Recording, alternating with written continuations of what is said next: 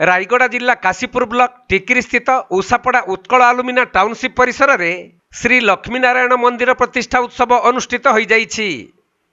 तेबे एही प्रतिष्ठा उत्सव एप्रिल 8 तारिख आरंभ होइथिबा बेले आज तार समापन होइछि। 8 तारिख रे कलश यात्रा और अंकुर रोपण करा जाई 9 तारिख रे रत्नमुद, 10 तारिख रे जलाधिवास और यज्ञारंभ, 11 तारिख रे ठाकुरंक स्नान और आज विग्रह प्राण प्रतिष्ठा करा जाइछि। एथि सहित सिंहासन आरोहण, पूर्णाहुति और प्रसाद सेवनर आयोजन होइथिला। सेपटे एथिपाई प्रत्येक दिन संध्या समय रे विभिन्न सांस्कृतिक कार्यक्रम अनुष्ठित होइछि। सही क्रम रे गजल सम्राट पद्मश्री अनुप जलटा और तांका ग्रुप द्वारा गजल और भजन समारोह होइथिला। ये वासुदेव का स्वर्णीय कुर्जात भक्त और भगवान का मिलन बोलिए।